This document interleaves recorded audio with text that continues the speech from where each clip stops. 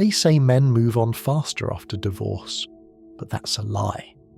A comforting myth society tells itself to avoid looking at the wreckage left behind. Because the truth is, most men don't move on. They shut down. Not in rage, not in drama, but in silence. The kind of silence that eats away slowly like rust beneath polished metal. When the papers are signed and the house grows quiet, he doesn't feel liberated. He feels hollow. The structure that once gave his life meaning, family, purpose, routine, collapses overnight. And in its place stands a man no one recognizes, not even himself. No one asks how it feels to lose the future you built in your head. No one cares to see the man behind the calm face, the one replaying 1,000 small memories he can never return to. Divorce doesn't just break marriages, it breaks men quietly, invisibly, in ways no one dares to admit. That's the truth we'll talk about, the one hidden behind every "I'm fine." Divorce doesn't just end a relationship, it dismantles an identity. Because for many men, marriage isn't just love, it's structure. It's the rhythm that keeps life predictable. The reason to wake up early, to grind, to protect, to build. When that structure collapses, something deeper than loss happens. It's disorientation, a quiet kind that doesn't look dramatic, but feels like waking up in a world that no longer has gravity. Society tells men they'll be fine, that they'll bounce back, as if decades of devotion, protection, and effort can be shrugged off like a bad investment. But what no one talks about is how men process pain. They don't fall apart loudly. They withdraw. They turn pain into silence, because they were never taught to turn it into healing. A man's grief doesn't come with tears. It comes with long drives at midnight, with unfinished texts, with work that never ends, because motion feels safer than emotion. He becomes the ghost of his own routine. Same house, different energy, same man but stripped of meaning. And the world doesn't notice, because men aren't expected to hurt. They're expected to function, to keep producing, keep earning, keep performing, even when their inner world is burning quietly behind the mask. Divorce exposes the imbalance that society built around masculinity. A man's worth is measured by what he provides, and when that role disappears, so does his sense of self. He's told to move on. But how do you move on from a role you were trained to die for? How do you rebuild when every brick reminds you of what you lost? Some men try to fill the silence with distraction. New relationships, late-night escapes, temporary highs that fade faster than they heal. Others retreat into solitude, convincing themselves that isolation is peace, when really, it's survival. In that quiet space, a dangerous illusion takes root, the belief that he doesn't matter anymore, that his absence goes unnoticed, that his story ended when the papers were signed. But beneath that illusion lies a deeper truth.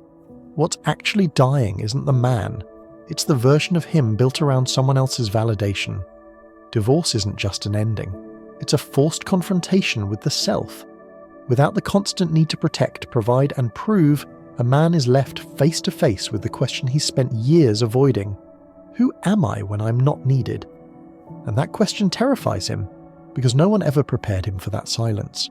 No one told him that beneath the armour of strength, there's a fragile soul still learning how to exist without purpose. Society romanticizes the woman's rebirth after divorce, her healing, her independence, her rediscovery. But when it comes to men, it's silence. No celebration, no sympathy, just expectation. Get over it. Be strong. Don't look weak. And so, he learns to grieve in private. He learns to swallow pain because the world doesn't have space for a broken man's truth. But that silence, that heavy wordless silence, is where transformation begins. Because when everything external is stripped away, when there's nothing left to perform for, the man finally meets himself. Not the provider, not the husband, not the mask, just him. This is where the story truly begins. In the ashes of identity, in the quiet after the storm, a man either breaks or awakens. And that's the part nobody talks about. Because awakening doesn't look heroic. It looks lonely, uncertain, painfully human. But that's where the real rebuilding begins. Not of a marriage, but of a man's soul. The truth is, Society doesn't simply ignore men after divorce, it designs them to be forgotten. From the beginning, men are trained to externalize their worth. Their identity is built on doing, not being. Provide, protect, produce. The 3 silent commandments of masculinity. So when divorce happens, it isn't just a separation between 2 people, it's a rupture between a man and his own constructed self. Carl Jung once said, "The greatest tragedy of a man is to become what he thinks the world expects of him." Divorce is when that tragedy reveals itself, because suddenly the applause stops. The system that once validated him, home, family, purpose, disappears, and he realizes that his entire sense of worth was built on roles that were never truly his. You see, society doesn't prepare men for loss, it only prepares them for performance. He's taught to succeed, to conquer, to win, but never to sit with failure, to grieve, or to rebuild from ashes. When the marriage collapses, the performance ends, but the mask remains, heavy, suffocating, unacknowledged. He still goes to work, still smiles in public, still tells his friends, "I'm fine." But beneath that calm exterior lies a crisis far deeper than heartbreak. It's the death of identity. The hidden truth is that society conditions men to attach love to duty, to love someone through service, not expression, to prove devotion through sacrifice, not emotion. So when that bond breaks, he doesn't just lose her, he loses the mission that gave his life meaning. And that's why so many men spiral in silence. Not because they miss her presence, but because they can't recognize themselves without the role she represented. It's not weakness, it's conditioning. A man learns to love by giving parts of himself away. And when there's no one left to receive them, he mistakes emptiness for failure. The system reinforces this illusion. The courts, the culture, the conversation, they all orbit around the woman's healing, while the man's unraveling is seen as inevitable, unworthy of empathy, as if emotional resilience were part of his DNA. But it's not. It's learned, it's performed, and often it's breaking him. Divorce exposes how society measures male value, not by character, but by contribution. If he's not providing, if he's not useful, he's invisible. Schopenhauer once wrote, "We forfeit 3/4 of ourselves to be like other people." That's the quiet tragedy of a divorced man. He realizes too late that most of what he became was never him. It was expectation, dressed as identity. And so, many men try to rebuild not from authenticity, but from fear. They chase new relationships to restore that sense of importance. They bury themselves in work to escape the void. They confuse distraction for healing and silence for strength. But the truth is more complex. Divorce is not just loss, it's revelation. It strips away the illusions that comforted him and forces him to confront the uncomfortable question, what remains when the world stops needing me? For some, this moment becomes a descent into bitterness, isolation, self-destruction. For others, it becomes initiation, the painful birth of self-awareness. Because only when everything external collapses does a man finally face his inner architecture. The hidden system doesn't just destroy him, it gives him the rarest opportunity and to rebuild without illusion. But to do that, he must reject the conditioning that equates silence with strength and learn a new form of courage, the courage to be human again. Not the provider, not the protector, just a man, flawed, grieving, evolving. And that's the paradox society never admits. The same divorce that breaks him can also free him. It dismantles the false self built on duty and performance and leaves behind the raw foundation of truth. That's the hidden mechanism. It isn't just heartbreak, it's deconstruction, a brutal, necessary stripping away of everything that isn't real. And if he can survive that silence, not numb it, not escape it, but listen to it, he doesn't just recover, he awakens. And then comes the silence. Not the peaceful kind, but the kind that echoes, the kind that follows him everywhere. He wakes up and the air feels heavier. The house, once filled with small routines, her laughter from another room, the sound of footsteps, the hum of shared life, now hums with absence. He tries to distract himself. He works more, sleeps less. He calls it discipline, but deep down he knows It's escape. Because silence has a way of forcing reflection, and reflection demands honesty. That's the one thing he's been taught to avoid. See, a man after divorce doesn't just lose a partner.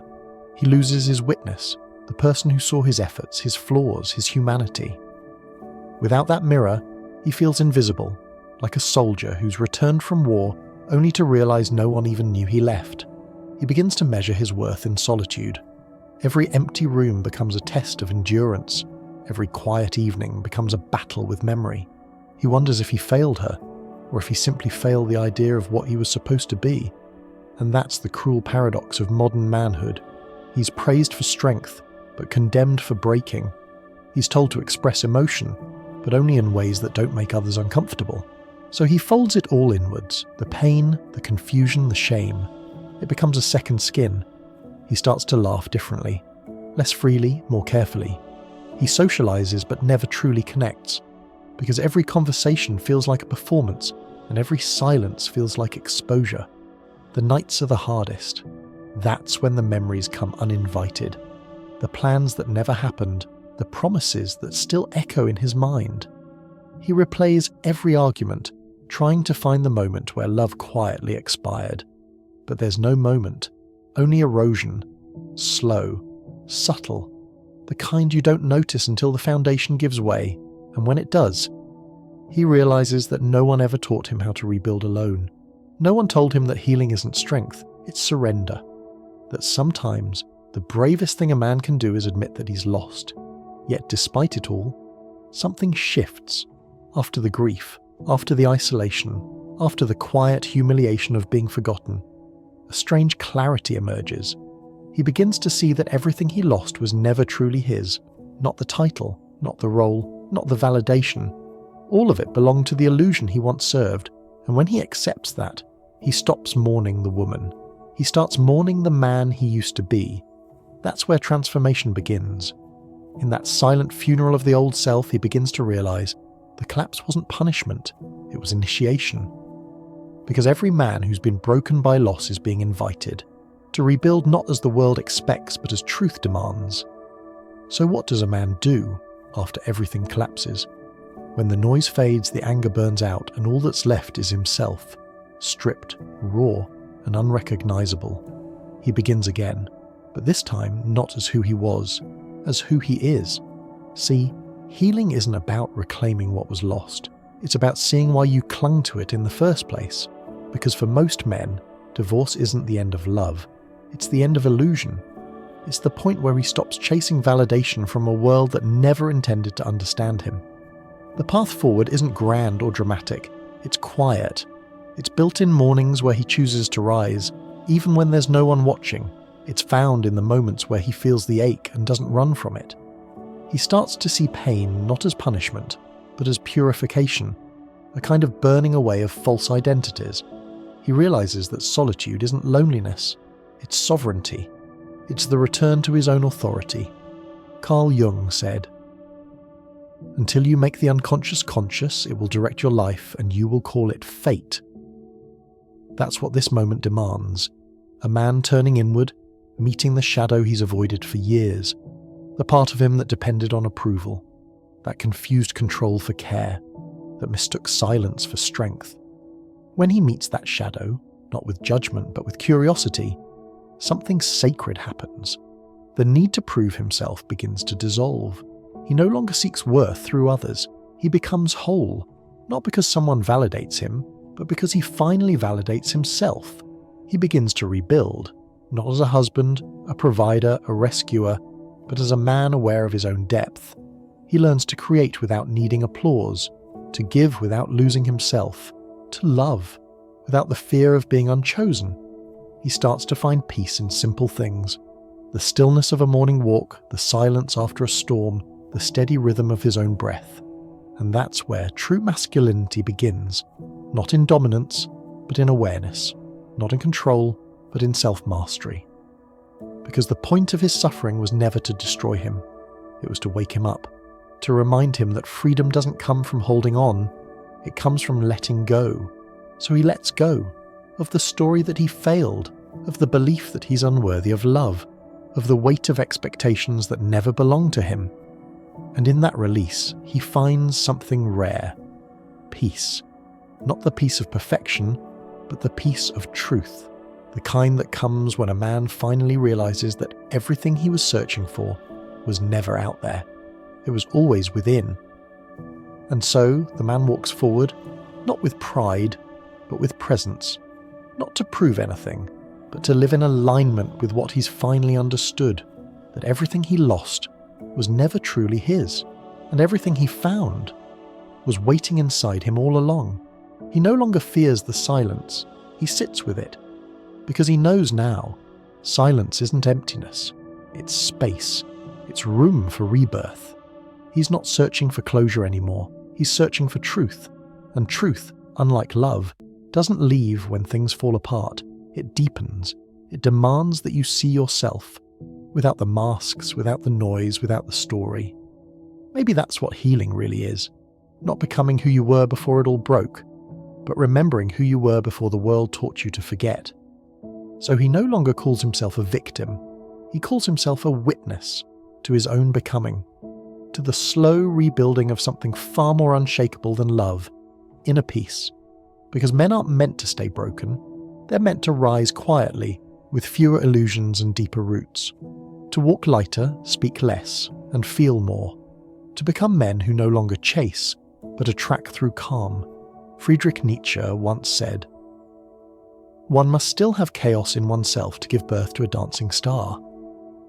Maybe that's what divorce really does. It shatters the illusion of control so a man can finally create from truth instead of fear. And if you've been through it, if you've watched everything fall apart, then you already know you were never meant to stay in the rubble. You were meant to rebuild, to rise without noise, to walk back into life not as who you were, but as who you've become. Because the quiet resurrection of a man isn't seen by the world, it's felt by the soul. If this spoke to you, sit with it, let it echo for a moment. And if it did something to you, a shift, a reflection, a calm, then stay here. Because that's what this space is for men awakening to themselves again, for those learning to rise, silently, powerfully, and awake. Subscribe, not for noise, but for awareness, for truth, for peace, because the journey isn't over, it's only just begun.